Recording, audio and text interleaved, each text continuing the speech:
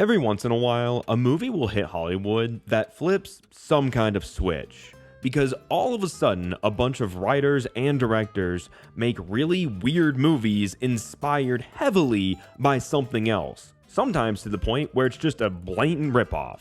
You have your obvious ones, like Transmorphers, the Transformers ripoff. There's also Ratatouille, the nightmare animated attempt to capture the magic of Ratatouille. And then you have Werewolves, which asks a pretty simple question.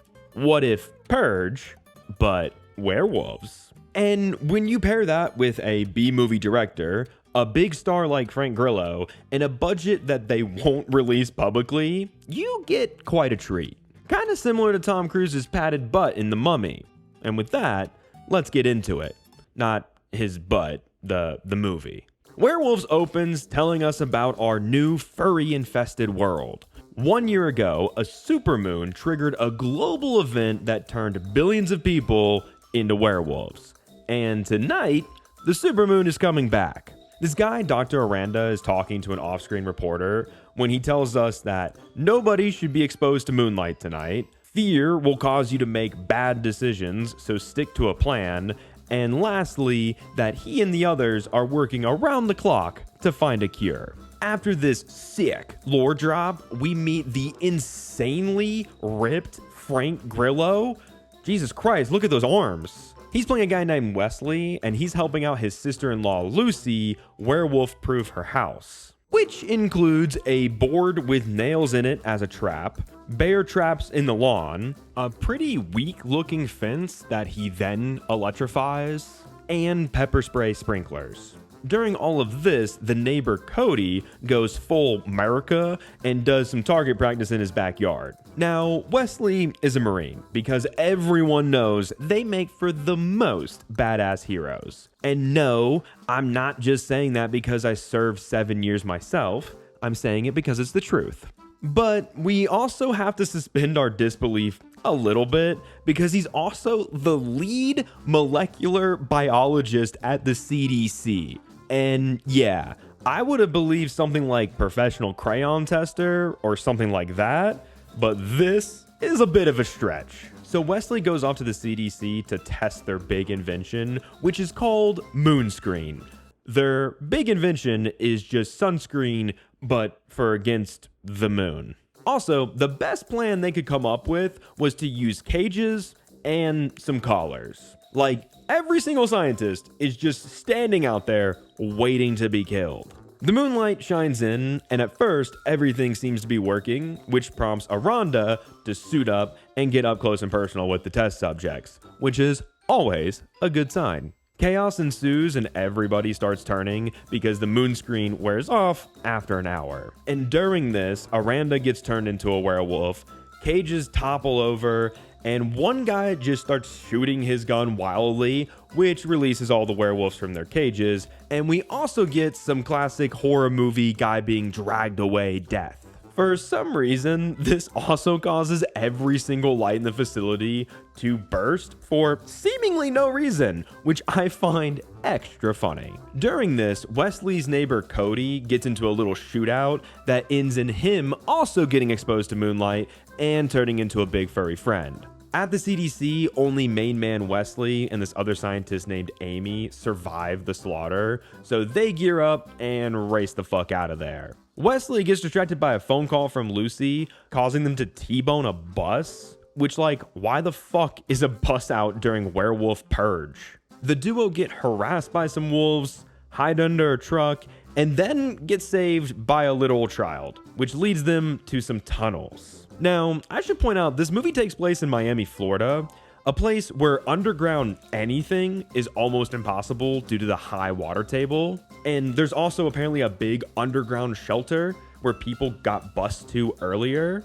So yeah, that's just like not possible. In the made up tunnels, a werewolf attacks them, and as Wesley battles it, Amy just kind of stands there and watches until he finally kills it. They go hide in a store where a little small werewolf is standing in the corner eating a cat, and when Wesley hesitates to shoot it, Amy tasers it before they leave. Back with Lucy and her daughter, her neighbor Cody and some other werewolves are trying to break in, So Lucy just starts blasting away until she wastes all of her ammo before she can do anything useful. Back with our boring duo, they stumble across a big firefight where everyone shooting guns look like they have no idea how recoil works. They're shooting the guns like they have to move with the recoil. And it's silly. I love this. This is fucking so stupid. Followed by that silliness, we get Amy screaming at a werewolf and the werewolf screaming back before Wesley says, "Bite me," and miniguns it to pieces. This is exactly why I watch bad movies.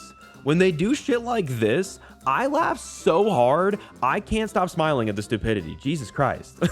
Then, as Amy is about to get into a truck, she gets yoinked up into the air and disappears without a trace. Because the werewolves can fly now. They fly now?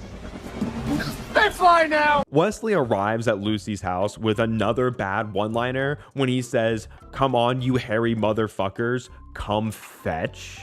I don't know what to tell you. This is peak bad cinema, and I'm loving every stupid second of it. Because to finish this movie out, we get something I wasn't expecting at all. Wesley willingly turns himself into a werewolf, so the final battle can be good werewolf versus bad werewolf. It's not a long fight, and it's mostly guys in suits tumbling around, but it ends when Wesley pulls the motherfucking head off of Cody. That is a fantastic way to kill another werewolf. This is followed by a pretty cool looking shot of a werewolf's mouth through a hole. I like that.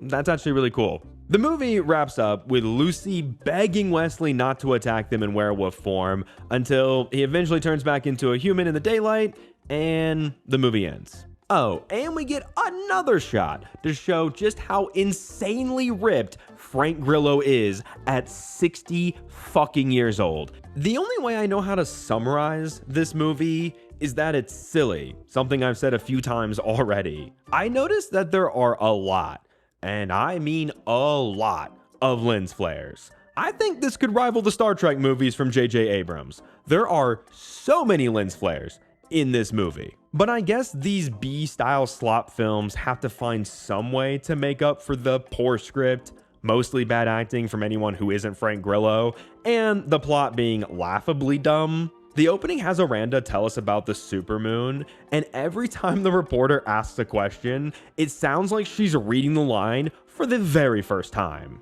And Lou Diamond Phillips as Aranda feels like he's just there for the small paycheck so he can go on a vacation or something, because he doesn't seem to give a flying fuck about anything he's saying. The pacing is so all over the place that it almost feels like nothing even happened in this movie, because when you think about it, not much does. The scientists fail their experiment.